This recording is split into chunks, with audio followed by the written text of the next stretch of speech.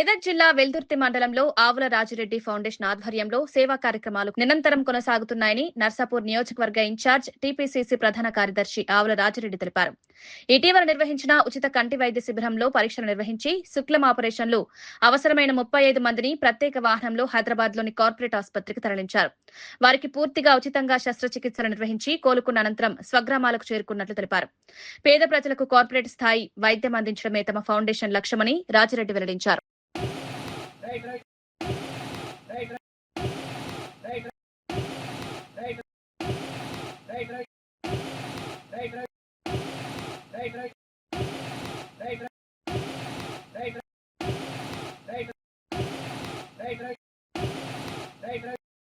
అందరు తిన్నారు కానీ అప్పుడే తినొచ్చు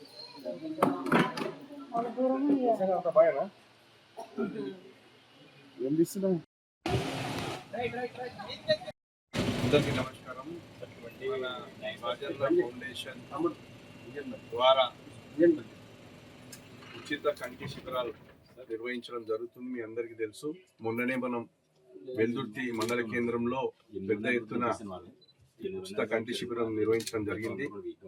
దాదాపు 800 మంది మరి పరీక్షలు చేయించుకోవడం జరిగింది. దాంట్లో మరి దాదాపు 190 మందికి మరి కాట్రాక్ట్ ఆపరేషన్ చేయాల్సిన పరిస్థితి వచ్చింది. వాళ్ళ డేటా తీసుకున్నాం.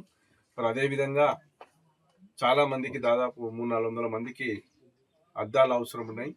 వాటికి సంబంధించిన అతి త్వరలో వాళ్ళకు అద్దాలు ఇవ్వడం జరుగుతుంది. మరి వీళ్ళందరికీ మొదటి విడతగా మరి ఫౌండేషన్ ద్వారా కొన్ని కంటి ఆసుపత్రులతో మనం అనుసంధానమై ఉన్నాం. మరి మొదటి విడతగా ఈరోజు మరి వెల్దుర్తి నుంచి దాదాపు 30-35 మంది మరి ఆసుపత్రికి కంటి ఆపరేషన్ కొరకు బయలుదేరడం జరుగుతుంది. ఇది ఒక నిరంతర క్రియ. దాదాపు 2000 మందికి మనకు వస్తున్న డేటా ప్రకారం దాదాపు 2000 మందికి మరి కంటి ఆపరేషన్ చేయాల్సిన పరిస్థితి ఏర్పడుతుంది. దానికి మనం అంతా ఈ ఫౌండేషన్ ద్వారా సిద్ధంగా ఉన్నాం.